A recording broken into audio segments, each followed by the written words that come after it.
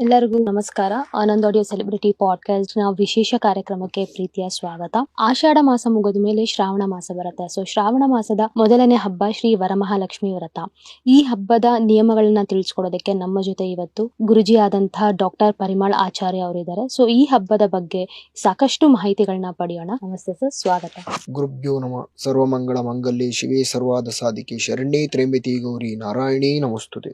ಗುರುಜಿ, ಮೊದಲನೇದಾಗಿ ಈಗ ಆಷಾಢ ಮಾಸ ಕಳೆದ ನಂತರ ಶ್ರಾವಣ ಮಾಸ ಬರುತ್ತೆ. ಈ ಶ್ರಾವಣ ಮಾಸದ ಮೊದಲನೇ ಹಬ್ಬ ಶ್ರೀ ವರಮಹಾಲಕ್ಷ್ಮಿ ವ್ರತ ಅಂತ ನಾವೆಲ್ಲ ಆಚರಿಸ್ತೇವೆ. ಈ ಒಂದು ಹಬ್ಬ ಹೇಗೆ ಶುರುವಾಯಿತು? ಇದರೊಂದು ಹಿನ್ನೆಲೆ ಏನಿದೆ? ಮೊದಲನೇದಾಗಿ ಒಂದು ಶ್ರಾವಣ ಮಾಸದಲ್ಲಿ ಈ ಬರುವಂತಹ ಹುಣ್ಣಿಮೆಯಿಂದ ಅಮಾವಾಸ್ಯೆಯಿಂದ ಹಿಡಿದು ಬರುವಂತಹ ಮುಂದಿನ ಸೆಪ್ಟೆಂಬರ್ 11ನೇ ತಾರೀಕು ತನಕ ಬರ್ತದೆ. ಮೊದಲನೇದಾಗಿ ಇದರಲ್ಲಿ ಶ್ರೇಷ್ಠವಾದಂಥದ್ದು ಹುಣ್ಣಿಮೆ ನಂತರ ಬರುವಂತಹ ಶುಕ್ರವಾರ, ಎರಡನೇ ಶುಕ್ರವಾರ 21ನೇ ತಾರೀಕಿನಂದು ಮಾಡುವಂಥದ್ದು ಶ್ರೇಷ್ಠವಾದಂತ ಹೇಳ್ಬೋದು. ಯಾಕಂತ ಹೇಳಿದ್ರೆ ಇದರಲ್ಲಿ ಬೆಳಗಿನ ಜಾವ 5:30 ಇದ್ರ ಒಳಭಾಗದಲ್ಲಿ ಲಕ್ಷ್ಮಿ ಆರಾಧನೆ ಮಾಡುವಂತದ್ದಾಗಿರ್ಬೋದು, ಅಮ್ಮರವರ ಪ್ರಾರ್ಥನೆ ಅಲಂಕಾರಗಳನ್ನು ಮಾಡುವಂತದ್ದು ಅತ್ಯಂತ ಮುಖ್ಯವಾಗಿರ್ತದೆ. ಇದರಲ್ಲಿ ಯಾವ ರೀತಿ ಸಂಪ್ರದಾಯ ಮೊದಲಿಗೆ ಹುಟ್ಟಿಕೊಂಡಿತು ಅಂತ ಹೇಳಿದ್ರೆ ತ್ರ್ಯಂಬಕೆ ಗೌರಿ ಅಂತ ಹೇಳ್ತೇವೆ. ಮೊದಲನೇದಾಗಿ ಗಣಪತಿ ಪೂಜೆ ಮಾಡೋದು, ಅಂದ್ರೆ ಲಕ್ಷ್ಮಿ ಆರಾಧನೆ ಮಾಡೋಕ್ಕಿಂತ ಮುಂಚೆ ಸಾಕ್ಷಾತ್ ಆಗಿರುವಂತಹ ಗಣಪತಿ ಪೂಜೆ ಮಾಡುವಂಥದ್ದು ಮುಖ್ಯ ಆಗಿರ್ತದೆ. ಈ ಒಂದು ಕಾಲದಲ್ಲಿ ಬಂದಂತಹ ಹಾಗೆ ಗಣಪತಿ ದೇವರಿಗೆ ನಿಮಗೆ ಗೊತ್ತಿರೋ ಹಾಗೆ ಸಂಕಷ್ಟಹಾರ ಗಣಪತಿ ಅಂತ ಹೇಳ್ತೇವೆ.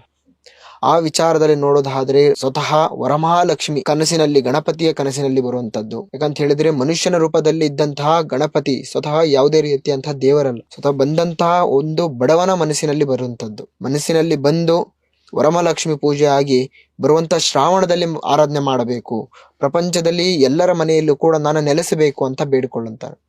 ಎಲ್ಲರೂ ಕೂಡ ಆಡಂಬರದಿಂದ ಮಾಡುವಂತಹ ಅಲ್ಲ, ಕಳಸವನ್ನು ಪೂಜೆ ಮಾಡಿದ್ರು ಕೂಡ ಅದೊಂದು ವರಮಹಾಲಕ್ಷ್ಮಿ ಹಬ್ಬ ಅಂತಾನೆ ಹೇಳ್ಬೋದು ನಾವು. ಅಂದ್ರೆ ಈ ಒಂದು ಆಚಾರ ಬಂದು ಎಷ್ಟು ವರ್ಷಗಳಿಂದ ನಡ್ಕೊಂಡ್ ಬಂದಿರೋಂಥದ್ದು? ಪುರಾತನವಾಗಿ ನಡೆದುಕೊಂಡು ಬಂದಿದೆ. ಇದಕ್ಕೆ ಆದಂತಹ ವರ್ಷಗಳಾಗಿರ್ಬೋದು, ಶತಮಾನಗಳು ಅಂತ ಅಲ್ಲ, ವರ್ಷಾಂತರಗಳಿಂದ ಬಂದಿರುವಂತದ್ದು. ಇದು ಪುರಾಣಗಳಂತ ದೇವತೆಗಳಂತಹ ರಾಜನಾಗಿರುವಂತಹ ಇಂದ್ರನಿಂದನೂ ಕೂಡ ನಡೆದುಕೊಂತ ಬಂದಿರುವಂತಹ ಸಾಂಸ್ಕೃತಿಕ ಪುರಾತನವಾಗಿರುವಂತದ್ದು. ಹಾಗಾದ್ರೆ ಈ ಒಂದು ವ್ರತನ ಆರಂಭಿಸಬೇಕು ಅಂದ್ರೆ ಹೇಗೆಲ್ಲ ಸಿದ್ಧತೆ ಮಾಡ್ಕೋಬೇಕು?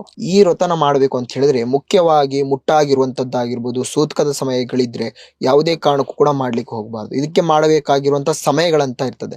ಶ್ರಾವಣ ಮಾಸದಲ್ಲಿ ಮಾಡಬೇಕು ಪರ್ಟಿಕ್ಯುಲರ್ ಆಗಿ. ಇದನ್ನ ಕಂಪ್ಲೀಟ್ ಆಗಿ ಬರುವಂತ ಶ್ರಾವಣ ಮಾಸ ಹುಣ್ಣಿಮೆಯ ನಂತರ ಬರುವಂತದ್ದು ಪ್ರತಿ ವರ್ಷ ಕೂಡ ಇದೇ ರೀತಿಯಾಗಿ ಬರ್ತದೆ. ಹಿಂದಿನ ದಿವಸ ಹುಣ್ಣಿಮೆ ಆಗಿರ್ತದೆ, ಮುಂದಿನ ದಿವಸನೇ ಶುಕ್ರವಾರದಂದು ವರಮಹಾಲಕ್ಷ್ಮಿ ಹಬ್ಬ ಅನ್ನೋದು ಬರ್ತದೆ. ಈಗ ಬಂದಿರುವಂತದ್ದು ಎರಡನೇ ಶುಕ್ರವಾರ 21ನೇ ತಾರೀಕು ಬಂದಿದೆ. ಈ ದಿವಸ ಯಾವ ರೀತಿ ಮಾಡಬೇಕು ಅಂತ ಹೇಳಿದ್ರೆ, ಇಂದಿನ ದಿವಸ ಎಲ್ಲಾ ರೀತಿಯಲ್ಲೂ ಕೂಡ ನೀವು ರೆಡಿ ಮಾಡ್ಕೋಬಹುದು. ಆದ್ರೆ ಪೂಜಾ ಕಾರ್ಯಕ್ರಮಗಳಿದೆ, ಅಮ್ಮನವರಿಗೆ ನೈವೇದ್ಯ ಆಗಿರ್ಬೋದು, ಇದೆಲ್ಲವೂ ಕೂಡ ಮುಖ್ಯವಾಗಿ ಬೆಳಗಿನ ಜಾವ ಬ್ರಾಹ್ಮಣ ಮುಹೂರ್ತದಲ್ಲಿ, ರಾಜಯೋಗದ ಬ್ರಾಹ್ಮಣ ಮುಹೂರ್ತದಲ್ಲಿ 5:30 ಒಳಭಾಗದಲ್ಲಿ ಮಾಡಬೇಕಾಗ್ತದೆ. ಹಾಗಾದ್ರೆ ಈಗ ಈ ಸಿದ್ಧತೆಗಳನ್ನೆಲ್ಲ ಮಾಡ್ಕೋಬೇಕಲ್ವಾ? ಈಗ ಹಬ್ಬ ಮಾಡ್ಬೇಕು, ಬೆಳಿಗ್ಗೆ ಹೇಳಿ ಎದ್ದು ಎಲ್ಲ ಕೆಲಸಗಳು ಮಾಡ್ಬೇಕು ಅಂದಾಗ ಲಕ್ಷ್ಮಿಗೆ ನಾವು ಪ್ರೀತಿಯಿಂದ ಏನನ್ನ ಅರ್ಪಿಸ್ಬೇಕಾಗತ್ತೆ? ಅಂದ್ರೆ ಈ ಒಂದು ವಸ್ತುನ ಅರ್ಪಿಸಿದ್ರೆ ಲಕ್ಷ್ಮಿ ನಮ್ಮಲ್ಲಿ ನಿಲ್ಲಿಸ್ತಾಳೆ ಅನ್ನೋದಾದ್ರೆ? ಮುಖ್ಯವಾಗಿ ಲಕ್ಷ್ಮಿಯವರಿಗೆ, ಅಮ್ಮನವರಿಗೆ ನೈವೇದ್ಯ ರೂಪದಲ್ಲಿ ನಿಮ್ಗೆ ಗೊತ್ತಿರೋ ಹಾಗೆ ಬಿಳಿಯಾಗಿರುವಂತಹ ಕೇಸರಿ ಅಂತ ಹೇಳ್ತೇವೆ. ಅಂದ್ರೆ ಎಲ್ಲರಿಗೂ ಕಾಮನ್ ಆಗಿ ಗೊತ್ತಿರುವಂತಹ ಕೆಂಪು ಕೇಸರಿ ನೀವು ಕೇಳಿರ್ತೀರ. ಹೇಳಿದ್ರೆ ಬಿಳಿ ಅಥವಾ ಬಿಳಿ ಕೇಸರಿ ಅಂತ ಹೇಳ್ತೇವೆ, ಅಥವಾ ಪುಷ್ಪ ದಳಗಳು ಅಂತ ಹೇಳ್ತೇವೆ. ಅಮ್ಮನಿಯವರಿಗೆ ಪ್ರೀತಿ ಆಗಿರುವಂತಹ ಪುಷ್ಪ ದಳಗಳ ಮೂಲಕವಾಗಿ ಅಲಂಕಾರ ಮಾಡುವಂತದ್ದಾಗಿರ್ಬೋದು. ಮುಖ್ಯವಾಗಿ ಅರಿಶಿಣ ಕುಂಕುಮ ಬಾಗಿಣವನ್ನು ನೀಡುವಂತದ್ದು ಮುಖ್ಯವಾಗಿ ಈ ಪೂಜಾ ಕಾರ್ಯಕ್ರಮದಲ್ಲಿ ಮುಖ್ಯ ವ್ರತ ಆಗಿರ್ತದೆ. ಈ ವ್ರತದಲ್ಲಿ ನಾವು ಹೆಚ್ಚು ಅಂದ್ರೆ ಈಗ ಲಕ್ಷ್ಮಿನ ಉಳಿಸ್ಕೋಬೇಕು ಅಂದ್ರೆ ಯಾವೊಂದು ಸ್ತೋತ್ರವನ್ನ ಹೇಳ್ಬೇಕಾಗತ್ತೆ? ಅಮ್ಮನವರ ಸ್ತೋತ್ರ ಆಗಿರುವಂತಹ ಸರ್ವಮಂಗಳ ಮಂಗಲ್ಯೆ ಶಿವೆ ಸರ್ವಾದ ಸಾಧಿಕೆ ಶರಣ್ಯೇ ತ್ರ್ಯಂಬಕೆ ಗೌರಿ ನಾರಾಯಣಿ ನಮಸ್ತುತೆ ಅಂತ.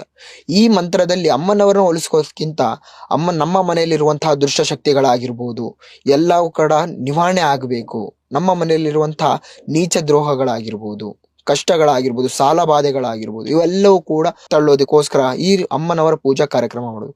ಇದನ್ನ ಮಾಡಬೇಕು, ಆಡಂಬರದಿಂದ ಮಾಡಬೇಕು, ಹಣ ಇದ್ದವರು ಮಾತ್ರ ಮಾಡ್ಲಿಕ್ಕೆ ಆಗೋದು, ಅದೆಲ್ಲವೂ ಕೂಡ ಮೂಢನಂಬಿಕೆ. ಅಮ್ಮನವರಿಗೆ ಶ್ರದ್ಧೆಯಿಂದ ಒಂದು ಪೂಜಾ ಕಾರ್ಯಕ್ರಮ, ಕಳಸ ಪೂಜೆ ಮಾಡಿದ್ರು ಕೂಡ ಸಾಕು, ಅಮ್ಮನವ್ರನ್ನ ನೀವು ಹೋಲಿಸ್ಕೋಬಹುದು. ಇನ್ನ ಕಳಶ ಸ್ಥಾಪನೆ ಅಂತ ಮನೆಯಲ್ಲಿ ಈಗ ನಾವು ಮಾಡೋದಾದ್ರೆ ಯಾವೊಂದು ವಿಚಾರಗಳನ್ನ ಪಾಲಿಸ್ಬೇಕು? ಅಂದ್ರೆ ಈಗ ಮಾವಿನೆಲೆ ಇಟ್ಟು ಕಲಶ ಇಡ್ತಾರೆ, ಕೆಲವರು ವಿಳ್ಯದೆಲೆ ಇಟ್ಟು ಕಲಶ ಇಡ್ತಾರೆ. ಸೊ ಈ ರೀತಿ ಹೇಳೋದಾದ್ರೆ ಯಾವೊಂದು ಪದ್ಧತಿಯಲ್ಲಿ ನಾವು ಹೋದ್ರೆ? ಕಳಸ ಸ್ಥಾಪನೆ ಮಾಡುವ ಮುಂಚೆ ಮನೆಯಲ್ಲಿ ಕಳಸ ಸ್ಥಾಪನೆ ಮಾಡುವಂತವರು ಶುದ್ಧವಾಗಿರ್ಬೇಕು. ಕೈ ತುಂಬಾ ಬಳೆ ಹಸಿರು ಬಳೆ ಆಗಿರ್ಬೋದು, ಸೀರೆ ಉಟ್ಕೊಂಡು ಅರಿಶಿಣ ಕುಂಕುಮ ಆಗಿರ್ಬೋದು ಸಾಕ್ಷಾತ್ ಅಮ್ಮನವರ ರೀತಿಯಲ್ಲಿ ಕಾಣುವ ರೀತಿಯಲ್ಲಿ ಮಾಡಬೇಕು. ಯಾಕಂತ ಹೇಳಿದ್ರೆ ಈಗಿನ ಕಾಲದಲ್ಲಿ ಒಂದು ಶೋಕಿ ರೀತಿಯಲ್ಲಿ ಮಾಡ್ತಾ ಇದ್ದಾರೆ. ಯಾವ ರೀತಿ ಅಮ್ಮನವರಿಗೆ ಆಗಿರುವಂತಹ ಒಡವೆಗಳು ಹಾಕೋದಾಗಿರ್ಬೋದು, ಇಂಥದ್ದೇ ಸೀರೆಗಳಾಗಿರ್ಬೋದು, ಲಕ್ಷಾಂತರ ರೂಪಾಯಿ ಕೊಟ್ಟು ಸೀರೆಗಳು ತರುವಂತದ್ದು, ಇಂಥ ರೀತಿಯಲ್ಲಿ ಕಾಟಾಚಾರಕ್ಕೆ ಮಾಡುವಂಥದ್ದು ಆಗ್ಬಿಟ್ಟಿದೆ. ಅಂತ ಹೇಳಿದ್ರೆ ಪದ್ಧತಿ ಪ್ರಕಾರ ಮಾಡಬೇಕು ಅಂತ ಹೇಳಿದ್ರೆ ಅಮ್ಮನವರಿಗೆ ಬೆಳಗಿನ ಜಾವದಲ್ಲೇ ಬ್ರಾಹ್ಮೀಣ ಮುಹೂರ್ತದಲ್ಲೇ ಬಾಳೆ ಎಲೆ ಮೇಲ್ಭಾಗದಲ್ಲಿ 5 ಇಡಿಯಷ್ಟು ಅಕ್ಕಿಯನ್ನು ಹಾಕಿ ಅದರ ಮೇಲ್ಭಾಗದಲ್ಲಿ ಕಳಸ ಪ್ರತಿಷ್ಠಾಪನೆಯನ್ನು ಮಾಡಬೇಕಾಗ್ತದೆ. ಕಳಸ ಪ್ರತಿಷ್ಠಾಪನೆ ಮಾಡುವ ಮುಂಚೆ ಅದು ಬೆಳ್ಳಿಯದಾಗಿರ್ಬೇಕು ಅಥವಾ ತಾಮ್ರದ ಕಳಸ ಆಗಿದ್ರೆ ಅತ್ಯುತ್ತಮವಾಗಿ ಒಳ್ಳೆ ಸೂಚನೆ ಅಂತಾನೆ ಹೇಳ್ಬೋದು. ಯಾಕಂತ ಹೇಳಿದ್ರೆ ನಮ್ಮ ಮನೆಯಲ್ಲಿರುವಂತಹ ನೆಗೆಟಿವ್ ಎನರ್ಜಿಯನ್ನು ನಾವು ಕಳೆದುಕೊಂಡು ಪಾಸಿಟಿವ್ ಎನರ್ಜಿಯನ್ನು ಪಡ್ಕೋಬಹುದು.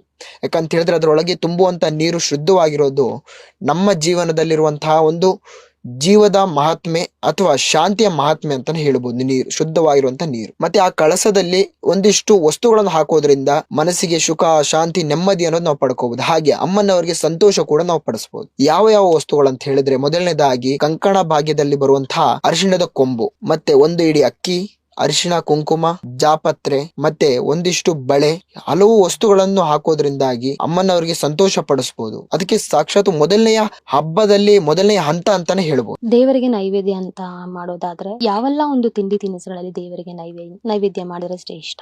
ಅಮ್ಮನವರಿಗೆ ಹೇಳಿದ ಹಾಗೆ ಬಿಳಿಯ ಕೇಸರಿ ಬಾತ್ ಅಂತ ಹೇಳ್ತೇವೆ, ಬಿಳಿಯ ಗಂಜಿಯ ಪಾಯಸ ಅಂತ ಹೇಳ್ಬೋದು. ಅದನ್ನ ಮೊದಲನೇದಾಗಿ ಅಮ್ಮನವರಿಗೆ ಸಮರ್ಪಣೆ ಮಾಡುವಂತದ್ದು. ಮುಖ್ಯವಾಗಿ 9 ತಟ್ಟೆಗಳಾಗಿರ್ಬೋದು, 5 ತಟ್ಟೆಗಳಾಗಿರ್ಬೋದು, 11, 21, 48 ಈ ರೀತಿಯಾದ ವಿವಿಧ ಬಗೆಯಲ್ಲಿ ಇಡಬಹುದು.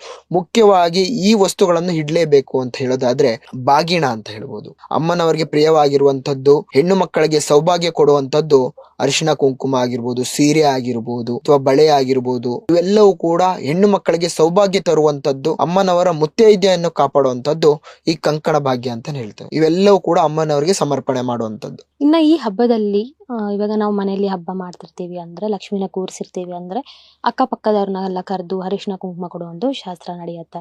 ಸೊ ಈ ಶಾಸ್ತ್ರದ ವೇಳೆಗೆ ಯಾವ ಅಂದ್ರೆ ಮಹಿಳೆಯರಿಗೆ ಮುಖ್ಯವಾಗಿ ನಾವು ಏನನ್ನ ಕೊಡ್ಬೇಕಾಗತ್ತೆ ಬಾಗಿನದಲ್ಲಿ?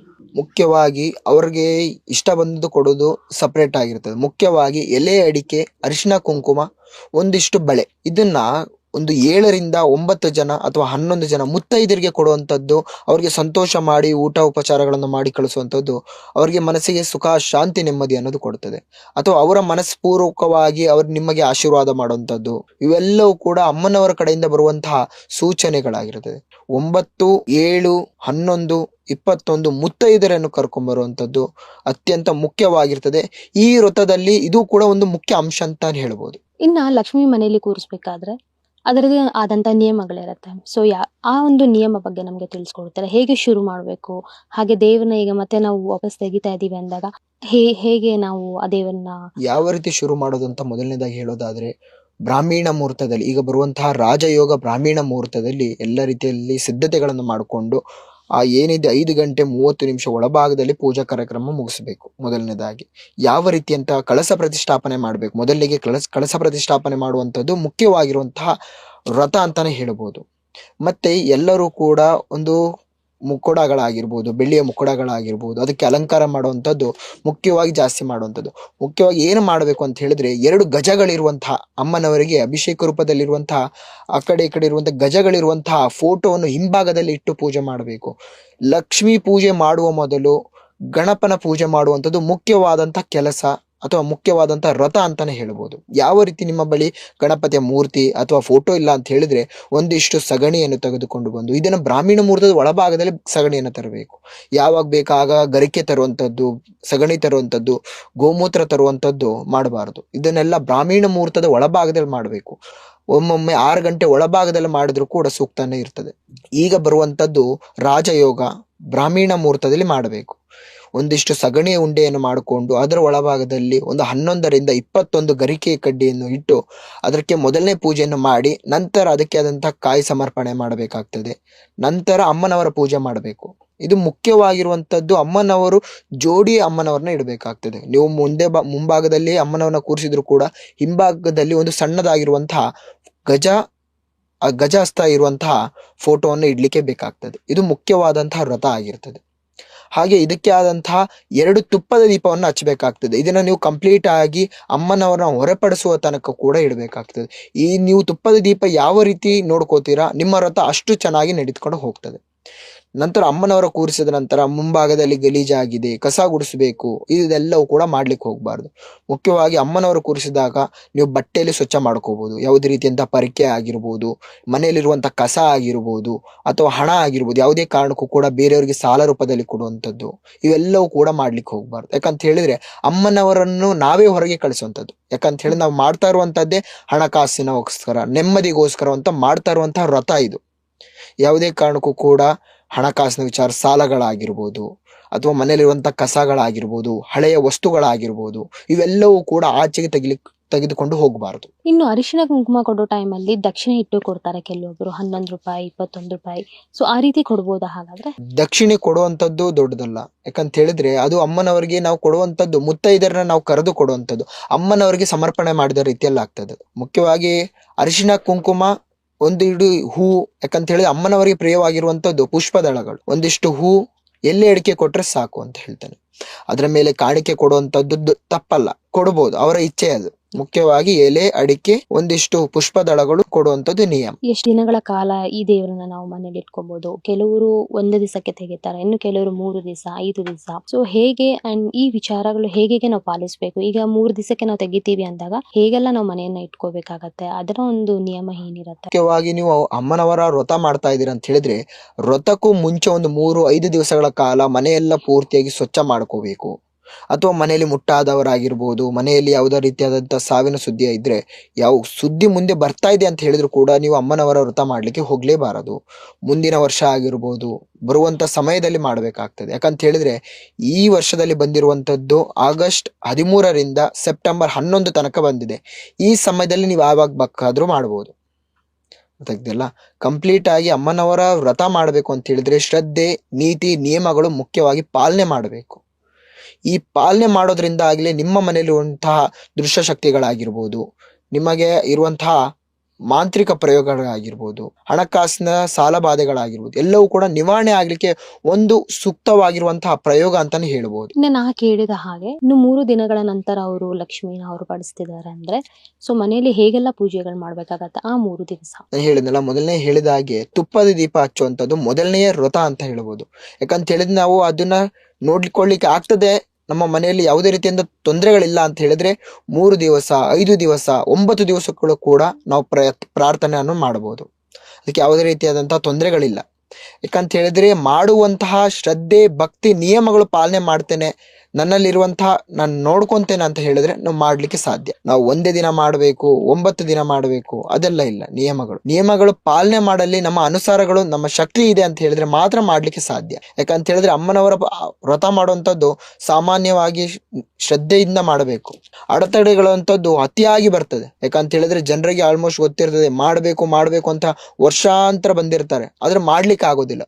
ಒಂದಾದ್ಮೇಲೆ ಒಂದು ಕಷ್ಟಗಳು ಅನ್ನೋದು ಬರ್ತದೆ, ಹಣಕಾಸಿನ ತೊಂದರೆಗಳಿದೆ, ಎಲ್ಲವೂ ಕೂಡ ಸರಿ ಇದ್ರೂ ಕೂಡ ಮಾಡ್ಲಿಕ್ಕೆ ಮನಸ್ಸು ಅನ್ನೋದು ಇರೋದಿಲ್ಲ. ಇನ್ನು ಈ ವ್ರತನ ಮುಕ್ತಾಯ ಮಾಡ್ಬೇಕಂದ್ರೆ ಹೇಗೆ, ಯಾವ ರೀತಿ ಪೂಜೆ ಮಾಡಿ ದೇವರಿಗೆ ಮುಕ್ತಾಯ ಮಾಡ್ಕೊಡ್ಬೇಕು? ಈಗ ನೀವು ಅಮ್ಮನವ್ರನ್ನ ಯಾವ ರೀತಿ ಕೂರಿಸಿ ಅಲಂಕಾರಗಳನ್ನ ಮಾಡಿ ನೈವೇದ್ಯ ಮಾಡಿ ಯಾವ ರೀತಿ ಪೂಜೆಯನ್ನು ಶುರು ಮಾಡ್ತಿರೋ ಅದೇ ರೀತಿಯಾಗಿ ಅಮ್ಮನವರನ್ನು ಕೂಡ ಕಡೆಗೊಳಿಸ್ಬೇಕು. ಯಾವ ಬ್ರಾಹ್ಮಣ ಮುಹೂರ್ತದಲ್ಲಿ ಅಮ್ಮನವರನ್ನ ಪ್ರತಿಷ್ಠಾಪನೆ ಮಾಡಿರ್ತಾರ ಅದೇ ಬ್ರಾಹ್ಮಣ ಮುಹೂರ್ತದಲ್ಲಿ ಕೂಡ ಅಮ್ಮನವರನ್ನ ಕಡೆಗೊಳಿಸುವಂಥದ್ದು. ಯಾವ ರೀತಿ ಅಂತ ಹೇಳಿದ್ರೆ ಅಮ್ಮನವರಿಗೆ ಪೂಜಾ ಕಾರ್ಯಕ್ರಮ ಆಗಿರ್ಬೋದು, ಪುಷ್ಪದಳಗಳಿಂದ ಅಲಂಕಾರಗಳಾಗಿರ್ಬೋದು, ಅವರಿಗೆ ನೈವೇದ್ಯ ಮಾಡುವಂಥದ್ದು. ಆ ಸಮಯದಲ್ಲೂ ಕೂಡ ಒಂದು 9 ಜನ ಮುತ್ತೈದರನ್ನು ಕರೆದುಕೊಂಡು ಅವರಿಗೆ ಕಾಣಿಕೆ ರೂಪದಲ್ಲಿ ಅಥವಾ ಏನ್ ಹೇಳ್ತೇವೆ ಅರಿಶಿನ ಕುಂಕುಮ ಅಂತದ್ದು ಇವೆಲ್ಲವೂ ಕೊಡೋದ್ರಿಂದ ಅಮ್ಮನವ್ರನ್ನ ತೆಗೆಯುವಂಥದ್ದು. ತೆಗೆದ ನಂತರ ಕಳಸದಲ್ಲಿರುವಂತ ನೀರು ಯಾವುದೇ ಕಾರಣಕ್ಕೂ ಕೂಡ ಹೊರಗೆ ಇರುವಂತ ಜನರಿಗೆ ಕೊಡಬಾರ್ದು, ಮನೇಲಿರುವಂತ ಜನರಿಗೆ ಕೊಡುವಂಥದ್ದು. ಅದನ್ನು ಶಾಶ್ವತವಾಗಿ ಕುಡಿಯೋದ್ರಿಂದ ಮನೆಯಲ್ಲಿರುವಂತಹವರ ಆರೋಗ್ಯ ಸಮಸ್ಯೆಗಳಾಗಿರ್ಬೋದು, ಇವಾಗ ಇತ್ತೀಚೆಗೆ ಬರುವಂತಹ ಕ್ಯಾನ್ಸರ್ಗಳಾಗಿರ್ಬೋದು, ತುಂಬಾ ಆರೋಗ್ಯ ಸಮಸ್ಯೆಗಳು ಬರ್ತಾ ಇದೆ. ಆ ನೀರು ಕುಡಿಯೋದ್ರಿಂದ ಒಳ್ಳೆ ಔಷಧಿ ಅಂತಾನೆ ಹೇಳ್ಬೋದು.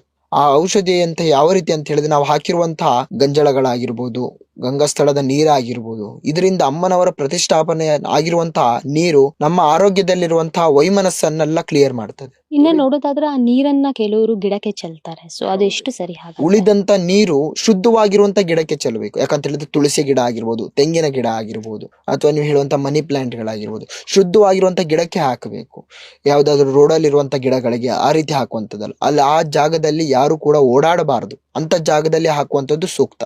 ಇನ್ನು ಕೆಲವರು ಒಂದು ದಿವಸಕ್ಕೆ ಮಾತ್ರ ದೇವ್ರನ್ನ ಸ್ಥಾಪನೆ ಮಾಡ್ಕೊಳ್ತಾರೆ ಮನೆಯಲ್ಲಿ. ಅಂದ್ರೆ ಬೆಳಿಗ್ಗೆ ಈಗ ಪೂಜೆ ಮಾಡಿ ಇರ್ತಾರೆ, ಸಂಜೆ ಆ ದೇವ್ರನ್ನ ತೆಗೆದು ಬಿಡ್ತಾರೆ. ಸೊ ಆ ರೀತಿ ನೀವು ಹೇಳೋದಾದ್ರೆ, ನೀವು ಹೇಳಿದ್ರಿ ನಾವು ಅಂದ್ರೆ ಬ್ರಾಹ್ಮಿ ಮುಹೂರ್ತದಲ್ಲಿ ಆ ದೇವ್ರನ್ನ ಇಟ್ರೆ ಅದೇ ನೆಕ್ಸ್ಟ್ ಬ್ರಾಹ್ಮಿ ಮುಹೂರ್ತದಲ್ಲಿ ದೇವ್ರನ್ನ ತೆಗಿಬೇಕು ಅಂತ ಹೇಳ್ತೀರಾ. ಹೌದು, ಸೊ ಈಗ ಒಂದು ದಿನಕ್ಕೆ ಯಾರಾದ್ರೂ ದೇವ್ರನ್ನ ತೆಗಿಲ್ತಾ ಇದ್ದಾರೆ ಅಂದ್ರೆ ಆಗ ಸಂಜೆ ಮಾಡ್ಬೋದಾ? ಅದು ಆ ರೀತಿ ಮಾಡ್ಲಿಕ್ಕೆ ಸಾಧ್ಯ ಇಲ್ಲ. ಯಾಕಂತ ಹೇಳಿದ್ರೆ ಅರ್ಧ ವ್ರತ ಹಾಕ್ಬಿಡ್ತದೆ. ಆ ರೀತಿ ಯಾವುದೇ ಕಾರಣಕ್ಕೂ ಕೂಡ ನೀವು ಬೆಳಗ್ಗೆಯಿಂದ ಮಾಡಿರುವಂತ ವ್ರತ ಎಲ್ಲವೂ ಕೂಡ ನೀರಲ್ಲಿ ಹೋಮ ಮಾಡಿದಾಗ ಆಗಿಬಿಡುತ್ತೆ.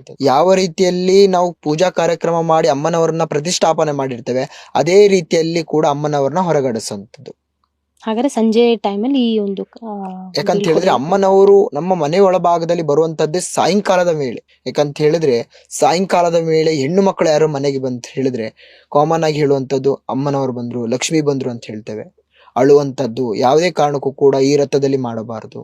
ಮುಖ್ಯವಾಗಿ ಹೆಣ್ಣು ಮಕ್ಕಳು ಸಾಂಸ್ಕೃತಿಕ ಪ್ರಕಾರವಾಗಿ ಅಮ್ಮನವರು ವ್ರತ ಮಾಡ್ತಾ ಇದ್ದಾರೆ ಅಂತ ಹೇಳಿದ್ರೆ ಹಸಿರು ಸೀರೆ ಉಡ್ಕೊಂಡಿರುವಂತದ್ದು, ಕೈ ತುಂಬ ಬಳೆ ಹಾಕೊಂಡಿರುವಂತದ್ದು, ಕೂದಲು ಕಟ್ಕೊಂಡಿರುವಂತದ್ದು, ಇವೆಲ್ಲವೂ ಕೂಡ ಅಮ್ಮನವರಿಗೆ ವ್ರತ ರೂಪದಲ್ಲಿ ಮಾಡಬೇಕು. ಯಾವುದೇ ರೀತಿಯಂತ ಅಮ್ಮನವರಿಗೆ ನಾವು ಜಾಸ್ತಿ ಆದಂತ ಒಡವೆ ಹಾಕಿಲ್ಲ, ಆಡಂಬರ ಮಾಡಿಲ್ಲ ಅಂತ ಹೇಳಿ ನೊಂದ್ಕೊಳ್ಳುವಂಥದ್ದಲ್ಲ.